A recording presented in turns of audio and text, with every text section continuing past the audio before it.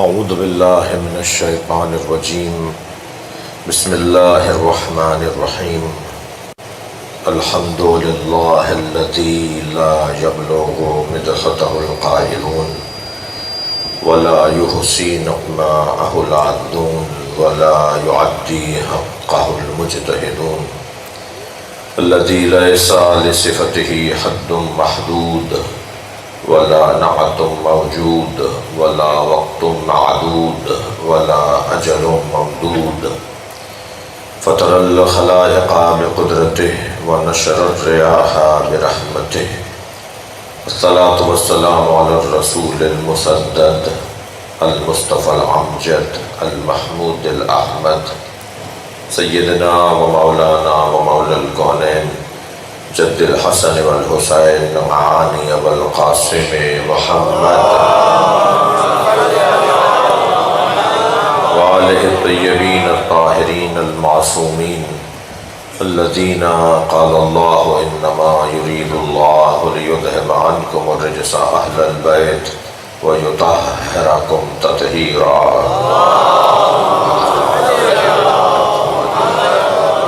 ولعنت اللہ علی أعدائهم أجمعين من يوم عداوتهم إلى قيام يوم الدين أما بعد قال الحكيم في قرآن الكريم بسم الله الرحمن الرحيم يا أيها الذين آمنوا اتقوا الله وكونوا مع الصادقين صلوات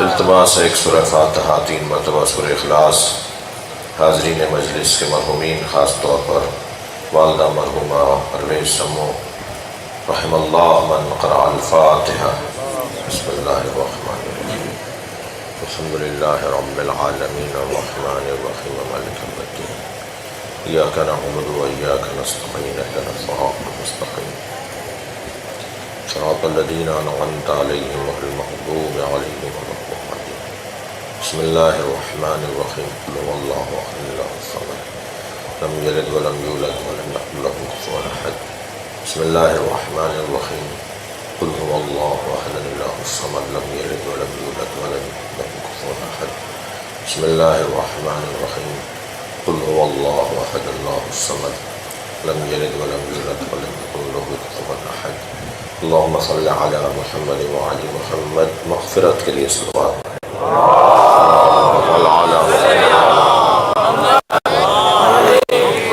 ایک اور صلوات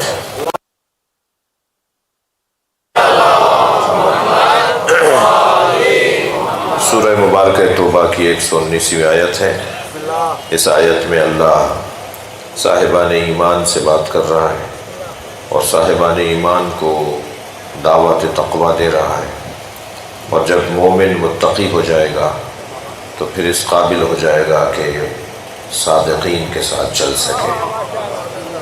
ہر شخص اس گھرانے کے ساتھ چل نہیں سکتا۔ چاہنے والے، محبت کرنے والے یقیناً بہت ہیں، بہت تھے اور ہمیشہ رہیں گے، مگر ان کے ساتھ چلنا ہر ایک کے بس کی بات نہیں ہے۔ ان کے ساتھ چلنے کے لیے بہت کچھ تیاری کرنا پڑے گی۔ وہ جو تیاری کرنا ہوگی، آمادگی حاصل کرنا ہوگی، وہ تیاری، وہ آمادگی کیا ہے، کوشش کرتا ہوں بیان کروں۔ اللہ صاحبان ایمان سے کہہ رہا ہے اتقوا اللہ، تقوی پروردگار اختیار کرو، اور جب متقی ہو جاؤ تو پھر تمہیں ایک ایسا اعزاز ملے گا، وہ ہے صادقین کی معیت، صادقین کی ہمراہی، سچوں کے ساتھ چلنا۔ جب میں کہتا ہوں نا سچا، تو ہمارے ذہن میں خیال آئے گا کہ سچ بولنے والا۔ سچ بولنا کتنا مشکل ہے، کوئی سچ بولنے والوں سے پوچھے، مگر سچ بولنے سے زیادہ سچ کر دکھانا ہے۔ وہ جو سچ کر دکھانے والی بات ہے، وہ سچ بولنے سے زیادہ مشکل ہے۔ بولنا بہت مشکل ہے، شاید اگر اس عنوان پر ہی میں اور آپ پورے اتر جائیں تو ہمارا بڑا ہنر ہے، ہمارا بڑا کارنامہ ہے کہ ہم سچ بولتے ہیں، لیکن اس سے زیادہ سنگین بات یہ ہے کہ سچ کر دکھایا جائے، جو کہہ دیا وہ کر کے دکھائے۔ زبان تو بہرحال ایک چند چھٹانک کی ہوگی، ایک پاؤ کی بھی نہیں ہوگی، یہ 6 انچ کا ایک گوشت کا لوتھڑا ہے، وہ اگر حق اور سچ بول لے تو پھر سولی پر میسم کو چڑھنا پڑتا ہے۔ صلوات پڑھ لے ذرا محمد وعلیہ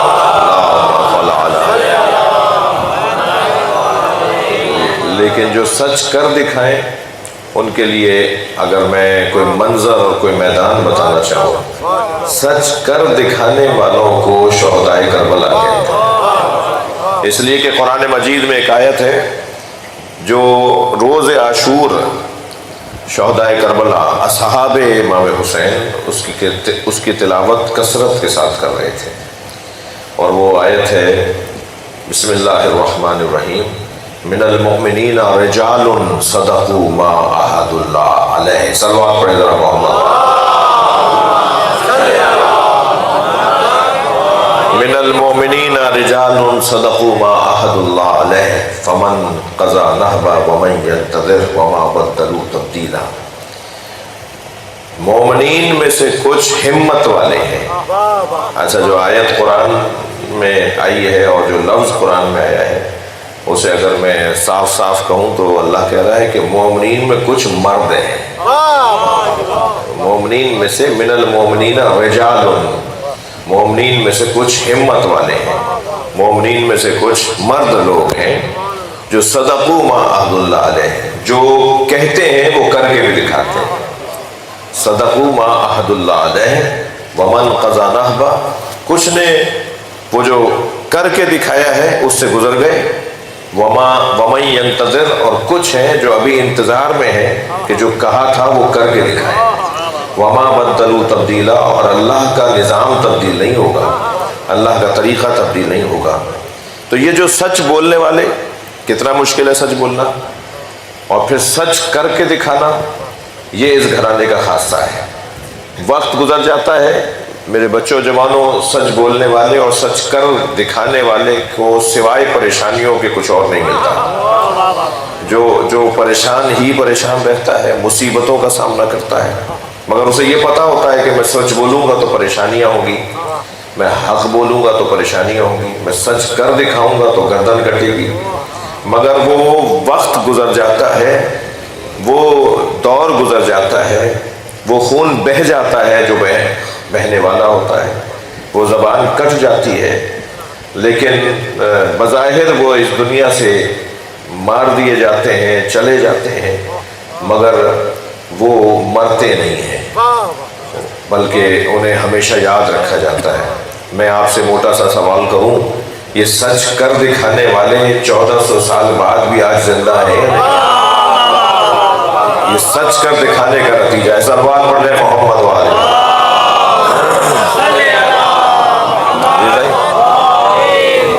یہ آپ دیکھیں نا، ہم لوگ اس وقت آئے بیٹھے ہیں سچ کر دکھانے والوں کی یاد میں، یہاں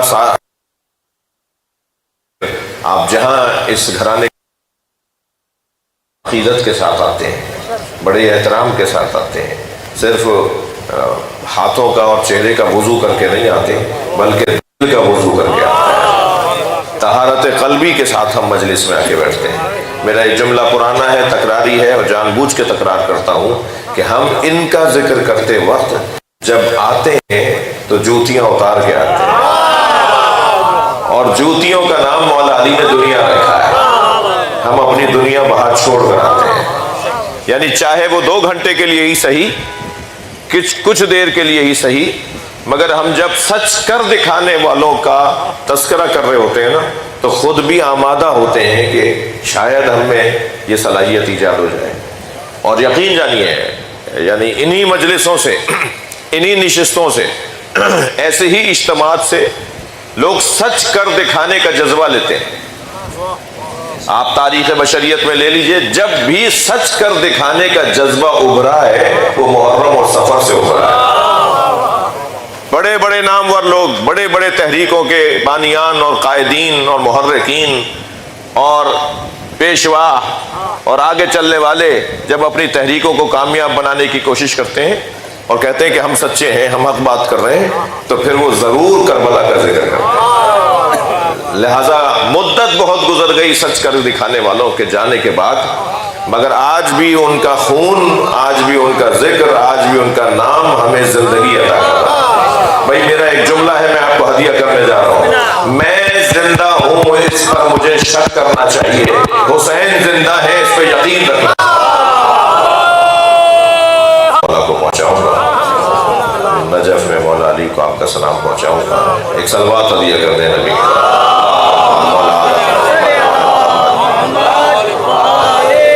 تو میں آج صرف اتنا کر رہا تھا کہ یہ سچوں کا خاندان ہے، یہ صادقین کا خاندان ہے۔ ان صادقین میں اچھا قبیلے کا نام اللہ نے بتایا ہے، بنی ہاشم، بنی عبد المطلب، بنی قریظہ، بنی سعد، بنی اسد، جی سمو قبیلہ، خاص خیلی قبیلہ اپنے وطن میں آ جائے گا جی، اور مثال کے طور پر سادات برادری، جی فقیر آپ کا کیا ہے، کھٹیان قبیلہ، یہ ہمارے قبیلے ہیں نا۔ اہل بیت کے قبیلے کو صادقین کہا جاتا ہے، سچوں کا قبیلہ۔ صلوات پڑھے محمد و آل محمد۔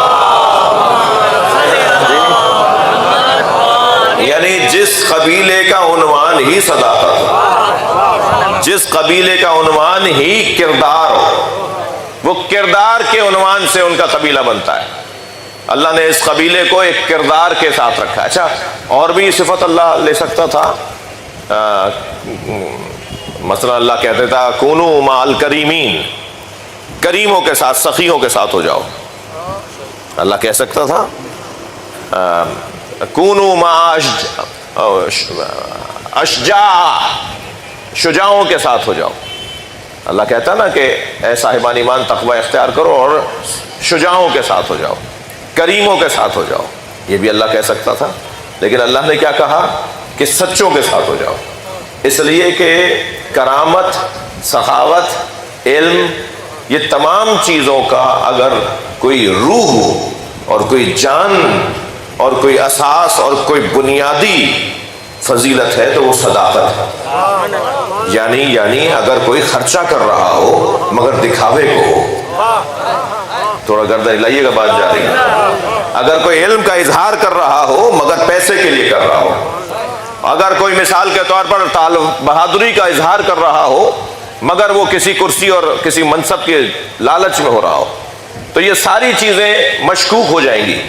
لیکن اگر ان سب کی جان صداقت ان کے ساتھ ہو، علم صداقت کی بنیاد پر، شجاعت صداقت کی بنیاد پر، کرامت صداقت کی بنیاد پر، تو ساری جو فضیلتیں انسان کے لیے اللہ نے قرار دی ہیں ان سب کی جان کو صداقت کہا جاتا ہے۔ اس سارے گھرانے کا نام، اہل بیت کے گھرانے کا نام اللہ نے صادقین قرار دیا ہے۔ یہ سب سچوں کا گھرانہ ہے، سچوں کا گھرانہ ہے، اور سچے عزیزان گرامی حق رکھتے ہیں کہ پھر ان کی اطاعت کی جائے، ان کی پیروی کی جائے۔ دنیا تو ختم ہو جائے گی، میری اور آپ کی زندگیاں تمام ہو جائیں گی، کوئی بھی آب حیات پی کر نہیں آیا۔ بہت مشکل سے اگر آپ کو 150 سال کا کوئی بندہ مل جائے تو خود اسی سے پوچھ لیجئے گا کہ اور رہنا چاہتے ہو یا جانا چاہتے ہو، تو شاید 150 پونے 200 سال والا بندہ کہے گا دعا کرو کہ میں چلا جاؤں، یعنی وہ خود چاہے گا کہ میں دنیا سے چلا جاؤں۔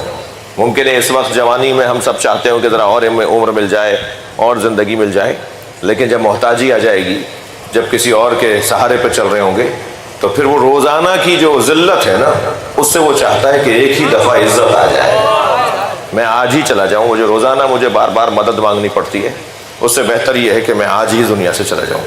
تو ہم میں سے کوئی بھی ہمیشہ نہیں رہے گا، ہم میں سے کوئی بھی آب حیات پی کر نہیں آیا۔ حضرت عیسیٰ نے جس مردے کو زندہ کیا تھا وہ مردہ بھی بعد میں مر گیا، وہ زندہ جو ہوا تھا وہ بھی بعد میں مر گیا، آج تک زندہ نہیں ہے حضرت عیسیٰ کا زندہ کیا ہوا مردہ۔ تو سب کو جانا ہے نا، لیکن آپ بتائیے کہ جانا جانا اور ہے، گئے تو بہت سے کہ جن کے ناموں کا بھی ہمیں نہیں پتا، لیکن کوئی بتائے کہ جانا اگر کوئی سجا ہوا ہے تو وہ حسین کا جانا ہے۔ لہذا لوگوں نے تو نعرہ بھی بنا لیا، ایک شعار اور ایک علامت بھی بنا لی کہ جیو علی کی طرح اور مرو حسین کی طرح. صلوات پڑھیں محمد و آل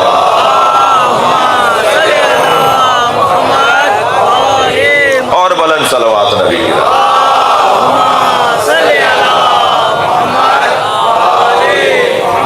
یہ بہت، میں اس میدان میں بہت دیر اس موضوع پہ بہت دیر کوشش کر سکتا ہوں، بات کر سکتا ہوں. میرے کام ہی بولنا ہے اور سوچنا ہے اور سوچ کر بولنا ہے.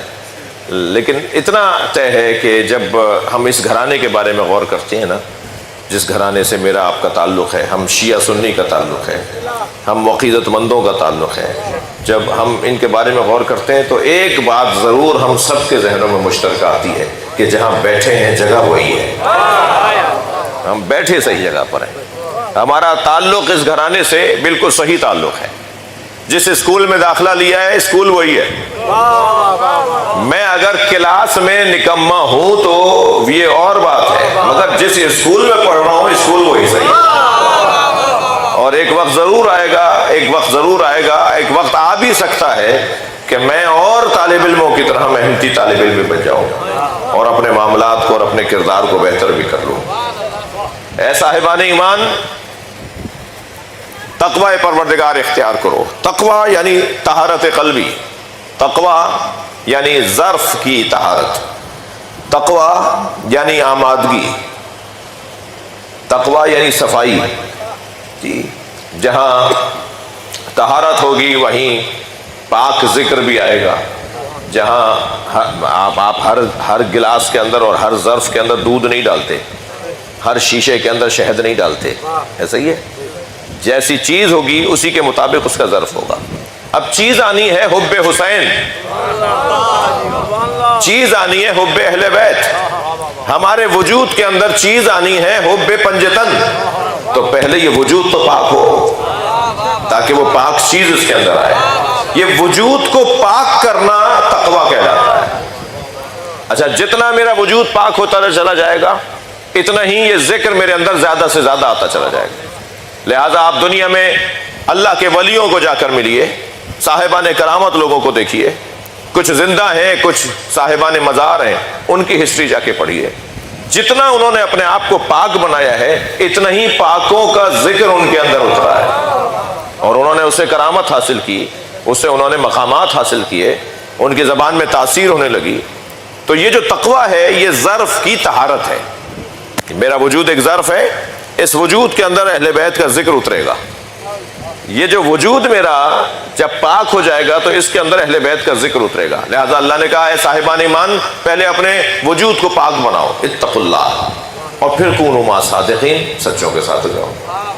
تو یہ سچوں کے ساتھ ہونے سے پہلے اپنے آپ کو آمادہ کرنا ہے. ممکن ہے اسی مجمع کے اندر ہر ایک کی کلاس مختلف ہو، کوئی طہارت قلبی میں بہت آگے ہو، کوئی تھوڑا اس سے پیچھے ہو، کوئی تھوڑا اس سے پیچھے ہو، اور کوئی آج پہلی دفعہ یہ بات سن رہا ہو کل تیاری کرے گا. یہی تو نتیجہ ہے مجلس حضرت کا، یہی تو حاصل ہے ہمارا اس دسترخوان پہ بیٹھنے کا. اور پھر جب ہم اس انداز سے اپنے آپ کو آمادہ کریں گے تو خود ہمارا فائدہ ہے. اللہ نے تو اس گھرانے کو ہماری ہدایت کے لیے مقرر کر دیا، معین کر دیا. اللہ نے طے کر دیا کہ اسی گھرانے کے ذریعے سے تمہیں پیغام ملے گا، ہدایت ملے گی، تمہیں اچھائیاں ملیں گی، تمہیں کمالات نصیب ہوں گے. اب ہم جب چاہتے ہیں تو ہم اپنے مرحومین کے کبھی سال ثواب میں، کبھی کسی مناسبت کے ساتھ ہم مجلس عزا کا انتظام کرتے ہیں اور ہم ذاکرین سے کہتے ہیں ہمیں اہل بیت کا ذکر سنا دو، ہمیں اس گھرانے کی بات سنا دو، تاکہ ہمارے اندر وہ صادقین سے جو وابستگی ہے وہ گہری ہوتی چلی جائے. اب صادقین سے وابستگی کو گہرا کرنے کے لیے صلوات پڑھیں تو میں عرض کر رہا ہوں.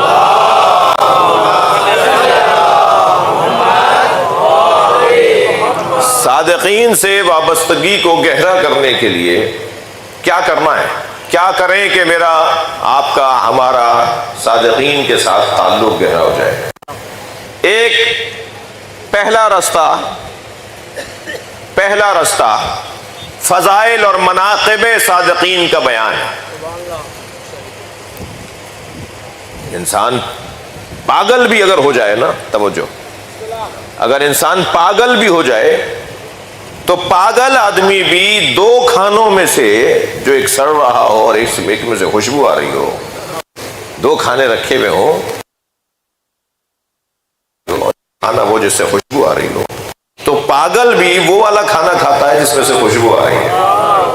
جی بات تو ہم پاگلوں کی کر ہی نہیں رہے، صاحبان عقل کی بات کر رہے ہیں۔ لیکن اگر کوئی پاگل بھی ہو تو کھانا وہی کھائے گا جس میں سے خوشبو آ رہی ہے۔ تو جب اہل بیت کی عظمت کو، صادقین کے فضائل کو بیان کیا جائے گا تو پھر انسان لا محالہ ان کی طرف راغب ہوگا۔ میرے مولا امام محمد باقر علیہ السلام فرماتے ہیں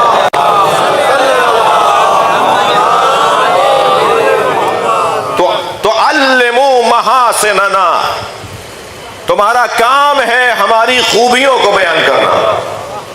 لو علم الناس محاسن کلامنا لاتبعونا، تمہارا کمال، تمہارا کام یہ ہے کہ تم ہماری خوبیوں کو بیان کرو۔ جب تم ہماری خوبیوں کو بیان کرو گے تو جو بھی ہماری خوبی کو سنے گا ہماری اطاعت کرے گا، وہ خود بخود ہماری فرما برداری کرے گا۔ تو اہل بیت کی عظمتوں کا بیان، انہیں جو اللہ نے مقامات عطا کی ہے، پہلے تو مقامات کو ایک تو ذہن میں یہ آتا ہے کہ جی صاحب معجزہ، بیماروں کو شفا دینا، مردے کو زندہ کر دینا، جی معجزات دکھانا، یہ کمالات ہیں۔ ہرن سے بات کر لی، شیر سے، مثلا واقعہ ہے امام محمد باقر علیہ السلام کا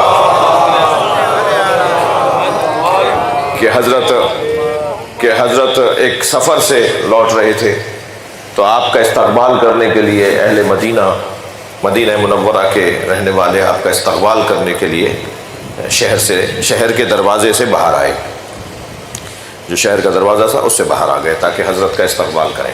سامنے سے حضرت کی سواریاں آ رہی ہیں، ادھر سے استقبال کرنے والے شہر سے باہر نکلے ہیں، دور سے حضرت نظر آ رہے ہیں، ادھر حضرت کو اپنے استقبال کرنے والے چاہنے والے نظر آ رہے ہیں۔ اچانک جنگل میں سے ایک شیر نکل کر، توجہ چاہوں گا، وہ اس رستے پہ آ کے بیٹھ گیا۔ اب یہ جو شہر سے باہر آئے استقبال کرنے کے لیے، انہیں یہ اضطراب ہے کہ یہ شیر ہے، درندہ ہے، وحشی ہے، یہ کہیں ہماری طرف نہ لپک جائے۔ تو وہ اپنے حفاظت کے بارے میں سوچ رہے تھے کہ ایک مرتبہ امام کے جو ساتھ آ رہے تھے وہ اپنی جگہ رکے اور امام کا گھوڑا آگے آنے لگا اکیلا، یعنی امام گھوڑے پر بیٹھے اور امام اپنی سواری پر بیٹھ کر اس کی جانور کی طرف آنے لگے۔ امام کے چاہنے والوں کو امام نے روک دیا کہ تم یہیں رک جاؤ، جو حضرت کے ساتھ تھے، جو حضرت کے ساتھ آئے تھے وہ وہیں رک گئے۔ ادھر استقبال کرنے والے بھی ذرا، دوسرے الفاظ میں کہوں کہ ذرا محتاط اور ڈرے ڈرے سے وہیں رکے رہے۔ حضرت اکیلے اپنے گھوڑے پہ بیٹھ کے شیر کی طرف آ رہے ہیں۔ اب آپ سوچ سکتے ہیں نا کہ سوچنے والے بھی مختلف ہوں گے، جو اپنے جیسا سمجھتے ہوں گے وہ کچھ اور سوچ رہے ہوں گے، اور جو حضرت کو صاحب کمال سمجھتے ہیں وہ کچھ اور سوچ رہے ہوں گے۔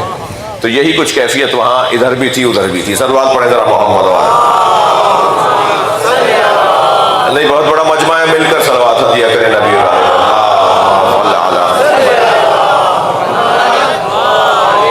حضرت اپنی سواری پر گھوڑے پر بیٹھے ہوئے قریب آئے اور بالکل شیر کے قریب جا کر حضرت نے اس کا باقاعدہ کان پکڑا۔ ہاں، جو میں نے پڑھا ہے وہی سناؤں گا نا آپ کو۔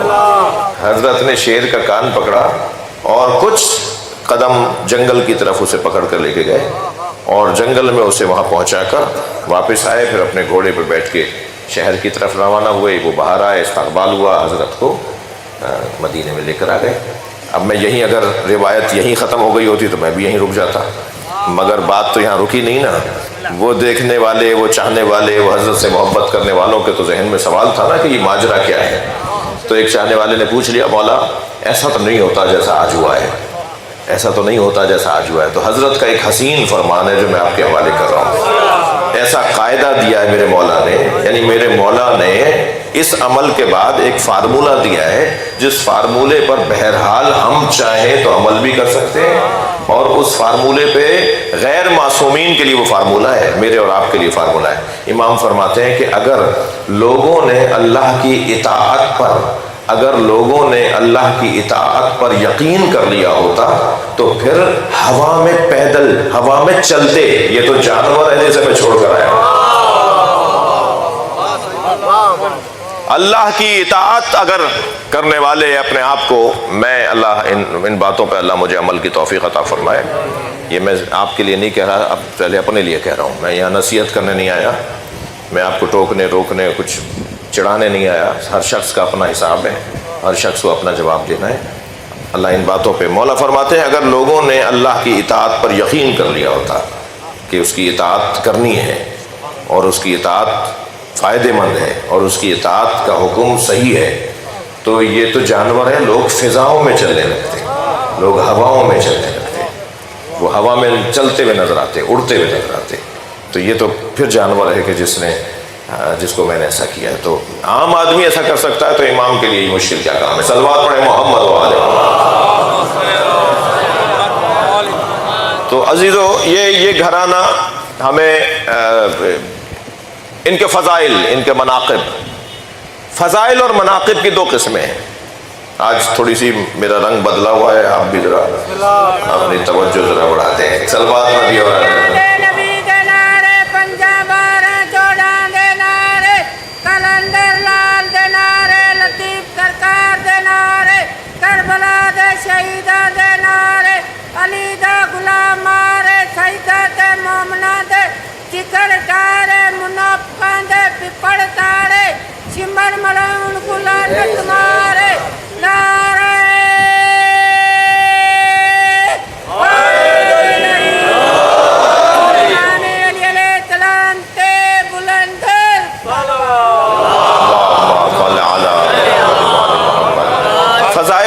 مطلب تو یہ کہ مناقب اور فضائل اور عظمتوں کا بیان اور معجزوں کا بیان اور کرامتوں کا بیان. اور ایک مرتبہ فضائل کی جو کیفیت ہے وہ ہے قوت قلبی، وہ ہے کمال شجاعت، وہ ہے کمال علم. یہ ایک فضائل کا عنوان ہے. جی، چاند کے 2 ٹکڑے کرنا بھی کمال ہے. توجہ، چاند کے 2 ٹکڑے کرنا بھی کمال ہے، اور ستارے کو ڈیوڑی پر اتروانا بھی کمال ہے، اور معراج پر جانا بھی کمال ہے. مگر ان کمالوں سے کم کمال نہیں ہے قاتل کو شربت پلانا. یہ کمال کا ایک اور عنوان ہے. جو بے ادبی کر رہا ہے، بدتمیزی کر رہا ہے، توہین کر رہا ہے، اس کو یہ کہنا کہ پہلے کھانا کھا لو اس کے بعد بات کریں گے. یہ کتنا بڑا معجزہ تھا میرے مولا سجاد کا کہ جب حضرت علی اکبر کے قاتل کو کھانا کھلایا، وہ منہ چھپائے ہوئے تھا کہ کہیں مجھے پہچان نہ جائے، اور حضرت فرما رہے تھے کہ یہ بھی کھاؤ اور یہ بھی کھاؤ. اور پھر فرمایا تم مسافر ہو، کچھ دیر کے لیے آرام کر لو. پھر جب وہ جانے لگا فرمایا تمہارے پاس سواری نہیں ہے، سواری لے لو. جی، آج تو شاید بہت سے لوگ اپنی سائیکل کسی کو نہ دیں. میرے مولا نے اپنا بہترین گھوڑا اپنے نوکروں سے فرمایا کہ وہ جو ہمارے استبل میں فلاں گھوڑا ہے وہ لے آؤ. اس کو زین وین کس کر کہا کہ یہ تمہارے لیے لے جاؤ اپنے ساتھ. اب اتنی کرامتیں جب دیکھ لیں کسی نے، نقاب لگائے ہوئے ہیں، تو حضرت سے کہتا ہے آپ نے مجھے پہچانا نہیں. تب امام رو پڑے. پھر امام کی آنکھوں میں آنسو آ گئے. فرمان لگے میں تمہیں نہیں بھولا ہوں، تم میرے بھائی علی اکبر کے قاتل ہو. وہ اور بات ہے، کل ہم تمہارے مہمان تھے، آج تم ہمارے مہمان. یہ کچھ کم عظمت کا بیان نہیں ہے. ایک پوری گفتگو ہے کہ اہل بیت نے تلوار اور بازو کے زور پر اسلام کو عام کیا، پھیلایا، تبلیغ کی، یا کردار کی بنیاد پر. اس گھرانے کا ہنر یہ ہے کہ انہوں نے تلوار سے اسلام نہیں پھیلایا. اس گھرانے کا ہنر یہ ہے کہ انہوں نے کردار سے اسلام پھیلایا. لہذا مجبور ہو جاتے تھے لوگ، رستہ ہی بند ہو جاتا تھا کہ ان کے علاوہ کسی اور کے بارے میں بات ہی نہیں ہو سکتی. یعنی مجبوراً لوگ مانیں گے. ہر طرف نئے نئے نظریات کا دور تھا. بڑے بڑے دانشور اپنے اپنے نظریات کو پیش کر رہے ہیں کہ اچانک آواز آتی ہے کہ یہ باقر العلوم آل محمد باقر نے فرمایا ہے. اور وہ قول کتنا سنگین ہوتا تھا، وہ فرمان کتنا سنگین ہوتا تھا. مثال دے رہا ہوں، حجاج ابن یوسف نے اپنے دربار، نام آپ نے سنا ہوا ہے، بڑا نام ہے، ظالموں کی تاریخ کا بڑا نام. جی، ظلم کرنے والوں میں ایک بہت بڑا نام حجاج ابن یوسف ثقفی. روزانہ اس کے دربار کے اندر محفل لگتی ہے اور لوگ آتے ہیں اور لوگوں کو یہ بلاتا ہے. کچھ لوگوں کو تو نہ آئے تو سزا ملے گی لہذا مجبوراً آتے ہیں، کچھ لوگ اس کی چاپلوسی کے لیے آتے ہیں. اس طرح کا ایک ماحول ہے. تو ایک دن کہنے لگا کہ قرآن کی ایک آیت نے، توجہ چاہوں گا، حجاج ابن یوسف کہتا ہے قرآن کی ایک آیت نے میری کمر توڑ دی، مجھے تھکا دیا ہے. وہ آیت مجھ سے حل ہی نہیں ہوتی، وہ آیت جو کہہ رہی ہے وہ کچھ اور ہے، جو ہو رہا ہے وہ کچھ اور ہے. اور آیت ہے بسم اللہ الرحمن الرحیم، ان من اہل الکتاب الا لتؤمنن به قبل موته ویکون علیہم شہیدا. صلوات پڑھیں ذرا محمد والے.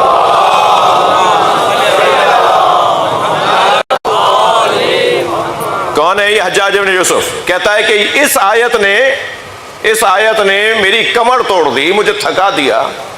آیت یہ کہہ رہی ہے کہ اہل کتاب میں کوئی نہیں ہے، اہل کتاب میں کوئی نہیں مرے گا. وَإِن مِّنْ أَهْلِ الْكِتَابِ إِلَّا لِتُؤْمِنَنَّ بِهِ قَبْلَ مَوْتِهِ. اہل کتاب میں، عیسائیوں میں، یہودیوں میں کوئی نہیں مرے گا مگر یہ کہ مرنے سے پہلے وہ مومن ہو جائے گا. کہنے لگا روزانہ عیسائی مر رہے ہیں، آئے دن یہودیوں کے مرنے کی خبر آتی ہے، مگر یہ مومن ہو کے تو مر ہی نہیں رہے. قرآن کہہ رہا ہے کہ کوئی اہل کتاب نہیں ہے مگر یہ کہ وہ مرنے سے پہلے مر کر مومن ہو کر مرے گا، مرنے سے پہلے مومن ہوگا، پھر اس کا دم نکلے گا. تو یہ روزانہ مر رہے ہیں، یہ تو مومن ہو ہی نہیں رہے. لہذا آج میں نے یہ طے کیا ہے. اب کہہ رہے کون؟ حجاج ابن یوسف کہہ رہا ہے آج میں نے یہ طے کیا ہے کہ ان سارے عیسائیوں کو مار دو، سارے یہودیوں کے گلے پہ چھری پھیر دو، اس لیے کہ یہ مومن ہوئے بغیر مر رہے ہیں. میں قرآن کو کیسے کا انکار کروں؟ قرآن تو صراحت کے ساتھ کہہ رہا ہے کہ یہ مومن ہو کے مریں گے.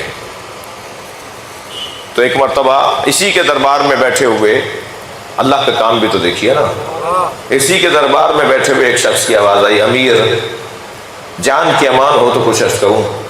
کہنے لگا کہو کیا کہنا چاہتے ہو؟ کہنا امیر یہ آپ ایسا نہ سوچیں، ایسا نہ کریں، یہودیوں اور عیسائیوں کو قتل نہ کریں. کیوں؟ اس لیے کہ یہ آیت تو ہے ہی آخری زمانے کے لیے. آخری زمانہ جب آئے گا یہ آیت اس وقت جلوہ دکھائے گی. قرآن تو قیامت تک کے لیے ہے نا. صلوات پڑھیں ذرا محمد والے. جی جب آخری زمانہ آئے گا تو یہ آیت اپنا جلوہ دکھائے گی. کہنے لگا کیا مطلب ہے؟ کہنا مطلب یہ ہے کہ جب حضرت مہدی ظہور کریں گے تو ان کے پیچھے حضرت عیسیٰ نماز پڑھیں گے اور دنیا کے سارے عیسائی اور یہودی مومن ہو جائیں گے. صلوات پڑھیں محمد والے. یہ تو آخری زمانے کی آیت ہے، حضرت مہدی کے آنے کے بعد کی آیت ہے. اور پھر سارے یہودی اور عیسائی مسلمان اور مومن ہو جائیں گے ان کے آنے کے بعد. تو تھوڑی دیر تک تو خاموش رہا، پھر کہنے لگا یہ بات صحیح ہے، بات سمجھ میں آ رہی ہے، مگر یہ تم کہاں سے لے کر آئے ہو؟ یہ تمہیں کہاں سے پتہ چلی یہ بات؟ یہ تم بات کہاں سے لے کر آئے ہو؟ اگر جان کی امان ہو تو بتاؤں گا. کہا نہیں کچھ نہیں کہوں گا، بتاؤ. کہا یہ محمد باقر نے سمجھایا. صلوات بر محمد وآلہ.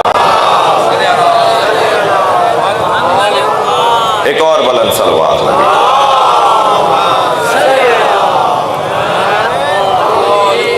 اس سے بلند صلوات پڑھ لیجیے.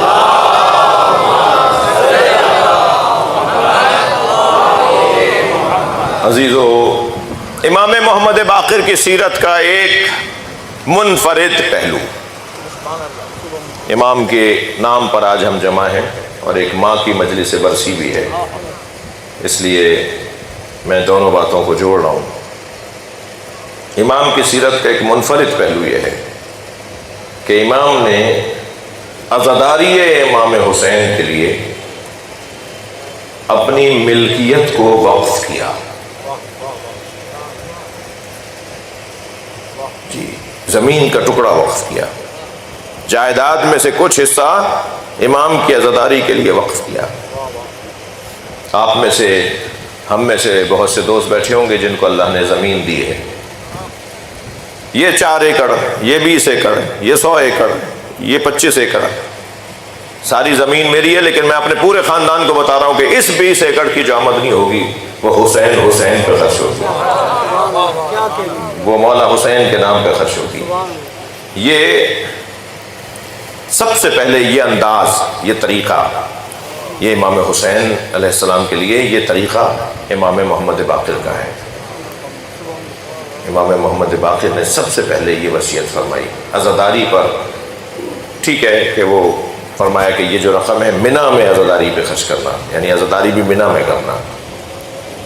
تو شاید اس کے پیچھے بھی فلسفہ یہی ہو کہ منا میں تو پوری دنیا آئی ہوئی ہوتی ہے نا، عالمی کانفرنس ہو رہی ہوتی ہے نا، حج مسلمانوں کا انٹرنیشنل سیمینار ہے، پوری دنیا کا مسلمان جہاں جمع ہوتا ہے اور پھر وہاں سے پیغام لے کے جاتا ہے۔ وہ عالمی اجتماع میں ہی تو من کن تو مولا فہد علی مولا فہد، تاکہ کوئی مسلمان یہ نہ کہے کہ مجھے نہیں پتا، یہ نبی نے کہا۔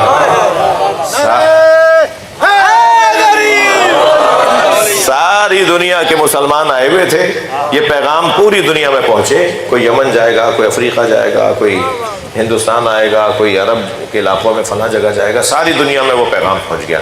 اسی طرح میرے مولا نے فرمایا کہ منا میں حج کے موقع پر میرے جد حسین کی مجلس کے لیے اس پیسے کو خرچ کرو۔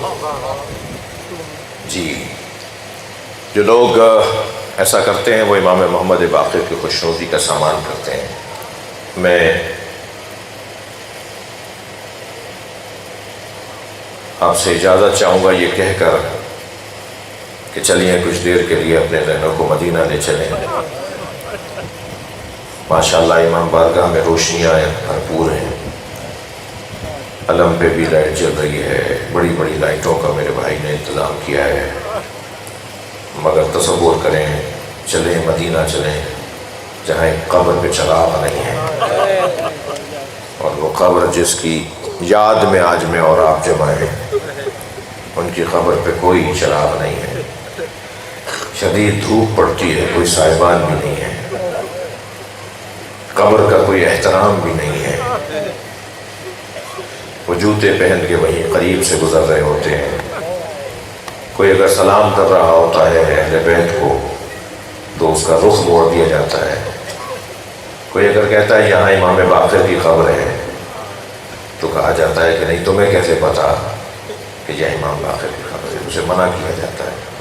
جو کہتا ہے امام جعفر صادق یہیں پر تو ہیں، امام حسن بھی یہیں ہیں، امام زین العابدین بھی جنت البقیع میں ہے، جناب زہرا کی قبر بھی جنت البقیع میں ہے، مگر نبی کی بیٹی، نبی کی دختر کی قبر پہ کوئی سائبان نہیں ہے۔ ادھر خود جناب زہرا کے بابا کا مزار سامنے ہے، ہرا گنبد وہاں ہمیں نظر آ رہا ہوتا ہے۔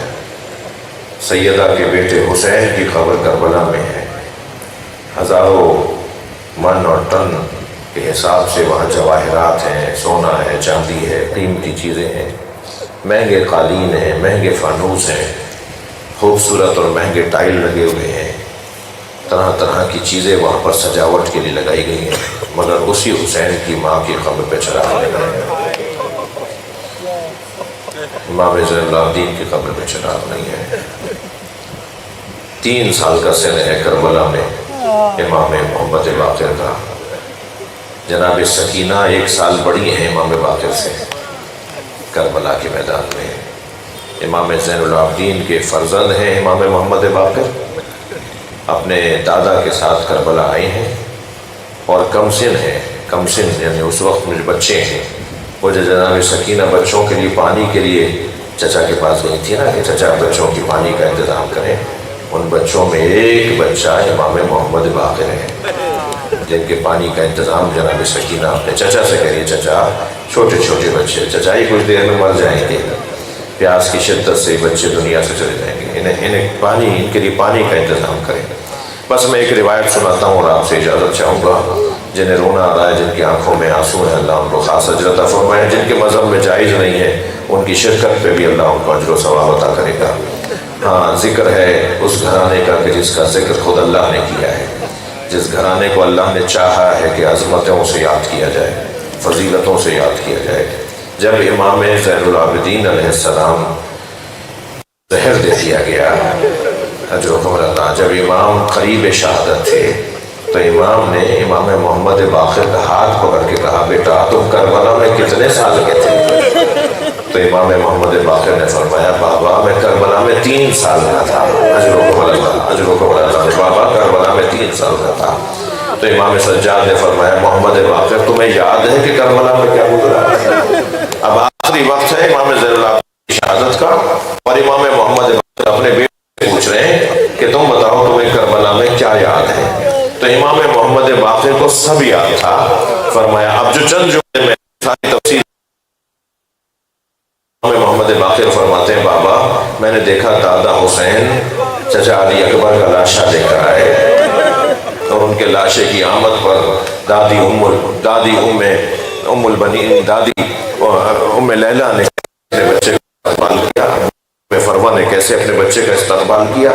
بابا میں نے دیکھا کہ دادا حسین اور محمد کے لاشیں لے کر آئے، ایک ایک کا بیان آخر میں فرمایا بابا میں نے دیکھا کہ گود میں علی اصغر ہے اور ان کے گلے پہ تیر لگا ہے، اور دادا حسین وہ چھوٹا سا لاشا اپنی گود میں اٹھا کر لائے، اور اس لاشے کے آنے پر کیا منظر بنا وہ امام محمد باقر نے بیان کیا۔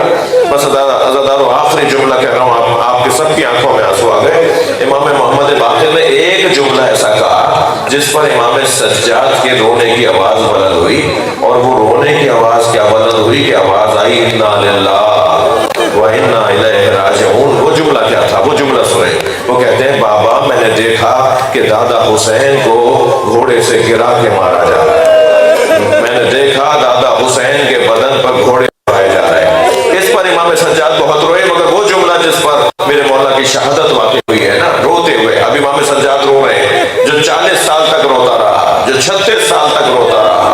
امام زین العابدین علیہ السلام نے ایک جملہ سنا، امام باقر نے کیا فرمایا؟ فرمایا بابا دادی زینب کے سر سے چادر اتاری ہے۔ بس یہ جملہ سننا تھا کہ ایک مرتبہ بلند آواز سے رونے کی آواز آئی، اور ایک آواز گونجنے لگی انا للہ و انا الیہ راجعون۔ اللہ لعنت اللہ علی القوم الظالمین۔ یا اللہ ان آوازوں پہ رحمت نازل فرما، رونے والوں کی توفیقات میں اضافہ فرما، امام زمانہ کے ظہور میں تعجیل فرما۔ التماس ہے ایک سورہ فاتحہ تلاوت فرمانے پر بھائی کی والدہ کے لیے، کہ اور مرحومین کے لیے، آپ سب کے مرحومین کے لیے۔ رحم اللہ من قرأ الفاتحہ۔ بسم اللہ الرحمن الرحیم، الحمد للہ رب العالمین، الرحمن الرحیم، مالک یوم الدین، ایاک نعبد و ایاک نستعین، اہدنا الصراط المستقیم، صراط الذین انعمت علیہم غیر المغضوب علیہم ولا الضالین۔ بسم اللہ الرحمن الرحیم، قل هو اللہ احد الصمد لم یلد ولم یولد ولم یکن له کفوا احد۔ بسم اللہ الرحمن الرحیم، قل هو اللہ احد الصمد لم یلد ولم یولد ولم یکن له کفوا احد۔ اللهم صل علی محمد وعلی محمد۔ الرحمن الرحیم، مالک یوم الدین، ایاک نعبد و ایاک نستعین، اهدنا الصراط المستقیم، صراط الذین انعمت علیہم غیر المغضوب علیہم ولا الضالین۔ صل علی محمد صل علی محمد وآل محمد۔ اعوذ باللہ من الشیطان الرجیم، بسم اللہ الرحمن الرحیم۔ الحمد للہ الذی لا یبلغ مدحته القائلون ولا یحصی نعماءه العادون ولا یعدی حقه المجتہدون، الذی لیس لصفته حد محدود ولا نعت موجود ولا وقت معدود ولا اجل ممدود، فطر الخلائق بقدرته ونشر الرياح برحمته، الصلاة والسلام على الرسول المسدد المصطفى العمجد المحمود الأحمد سيدنا ومولانا ومولى الكونين جد الحسن والحسين معاني والقاسم محمد وآله الطيبين الطاهرين المعصومين الذين قال الله إنما يريد الله ليذهب عنكم الرجس أهل البيت ويطهركم تطهيرا۔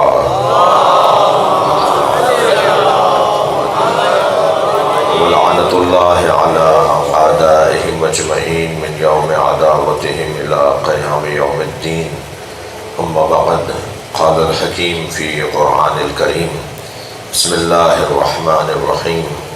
يا أيها الذين آمنوا اتقوا الله وكونوا مع الصادقين. صلوات.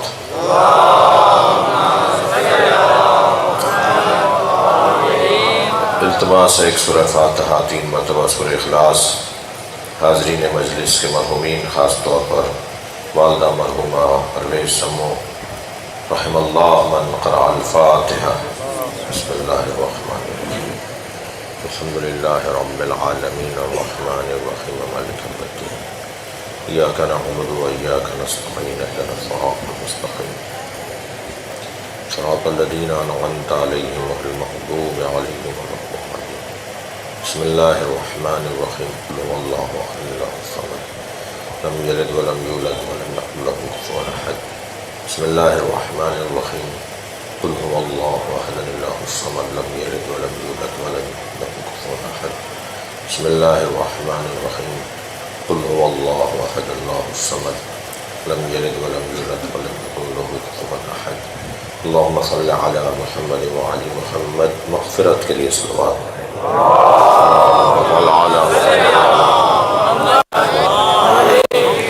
ایک اور صلوات.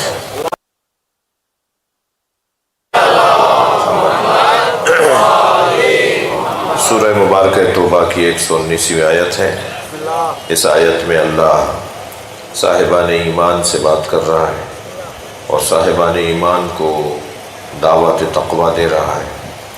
اور جب مومن متقی ہو جائے گا تو پھر اس قابل ہو جائے گا کہ صادقین کے ساتھ چل سکے. ہر شخص اس گھرانے کے ساتھ چل نہیں سکتا. چاہنے والے، محبت کرنے والے یقیناً بہت ہیں، بہت تھے اور ہمیشہ رہیں گے، مگر ان کے ساتھ چلنا ہر ایک کے بس کی بات نہیں ہے. ان کے ساتھ چلنے کے لیے بہت کچھ تیاری کرنا پڑے گی. وہ جو تیاری کرنا ہوگی، آمادگی حاصل کرنا ہوگی، وہ تیاری، وہ آمادگی کیا ہے، کوشش کرتا ہوں بیان کروں. اللہ صاحبان ایمان سے کہہ رہا ہے اتقوا اللہ، تقوی پروردگار اختیار کرو. اور جب متقی ہو جاؤ تو پھر تمہیں ایک ایسا اعزاز ملے گا، وہ ہے صادقین کی معیت، صادقین کی ہمراہی، سچوں کے ساتھ چلنا. جب میں کہتا ہوں نا سچا، تو ہمارے ذہن میں خیال آئے گا کہ سچ بولنے والا. سچ بولنا کتنا مشکل ہے، کوئی سچ بولنے والوں سے پوچھے. مگر سچ بولنے سے زیادہ سچ کر دکھانا ہے. وہ جو سچ کر دکھانے والی بات ہے، وہ سچ بولنے سے زیادہ مشکل ہے. بولنا بہت مشکل ہے. شاید اگر اس عنوان پر ہی میں اور آپ پورے اتر جائیں تو ہمارا بڑا ہنر ہے، ہمارا بڑا کارنامہ ہے کہ ہم سچ بولتے ہیں. لیکن اس سے زیادہ سنگین بات یہ ہے کہ سچ کر دکھایا جائے. جو کہہ دیا وہ کر کے دکھائے. زبان تو بہرحال ایک چند چھٹانک کی ہوگی، 1 پاؤ کی بھی نہیں ہوگی. یہ 6 انچ کا ایک گوشت کا لوتھڑا ہے. وہ اگر حق اور سچ بول لے تو پھر سولی پر میسم کو چڑھنا پڑتا ہے. صلوات پڑھ لے ذرا محمد وعلی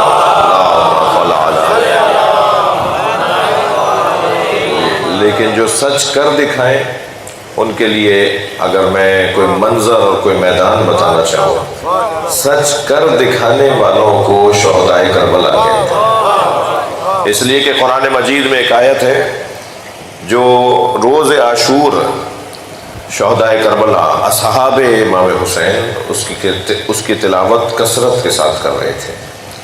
اور وہ آیت ہے بسم اللہ الرحمن الرحیم. من المؤمنین رجال صدقوا ما عاہدوا اللہ علیہ. صلوات پڑھے ذرا محمد. من المؤمنین رجال صدقوا ما عاہدوا اللہ علیہ فمن قضى نحبا ومن ينتظر وما بدلوا تبدیلا. मोमिनीन में से कुछ हिम्मत वाले हैं। अच्छा, जो आयत कुरान में आई है और जो लफ्ज़ कुरान में आया है उसे अगर मैं साफ साफ कहूँ तो अल्लाह कह रहा है कि मोमिनीन में कुछ मर्द हैं। मोमिनीन में से मिनल मोमिनीना रिजालुन, मोमिनीन में से कुछ हिम्मत वाले हैं, मोमिनीन में से कुछ मर्द लोग हैं जो सदक़ू मा अहदुल्लाह अलैह, जो कहते हैं वो करके भी दिखाते हैं। सदक़ू मा अहदुल्लाह अलैह वमन क़ज़ा नहबा, कुछ ने वो जो करके दिखाया है उससे गुजर गए। वमन यंतज़िर, और कुछ हैं जो अभी इंतज़ार में हैं कि जो कहा था वो करके दिखाए। वमा बद्दलू तब्दीला, और अल्लाह का निज़ाम तब्दील नहीं होगा, अल्लाह का तरीक़ा तब्दील नहीं होगा। तो ये जो सच बोलने वाले, कितना मुश्किल है सच बोलना, और फिर सच करके दिखाना, ये इस घराने का खासा है। वक्त गुजर जाता है, मेरे बच्चों जवानों, सच बोलने वाले और सच कर दिखाने वाले को सिवाय परेशानियों के कुछ और नहीं मिलता। जो परेशान ही परेशान रहता है, मुसीबतों का सामना करता है, मगर उसे ये पता होता है कि मैं सच बोलूँगा तो परेशानियाँ होंगी, मैं हक बोलूँगा तो परेशानियाँ होंगी, मैं सच कर दिखाऊँगा तो गर्दन कटेगी। मगर वो वक्त गुजर जाता है, वो दौर गुजर जाता है, वो खून बह जाता है जो बहने वाला होता है, वो ज़बान कट जाती है, लेकिन बज़ाहिर वो इस दुनिया से मार दिए जाते हैं, चले जाते हैं, मगर वो मरते नहीं हैं, बल्कि उन्हें हमेशा याद रखा जाता है। मैं आपसे मोटा सा सवाल करूं, ये सच कर दिखाने वाले 1400 साल बाद भी आज जिंदा हैं? ये सच कर दिखाने का नतीजा है। सलवात पढ़ रहे मोहम्मद वाले।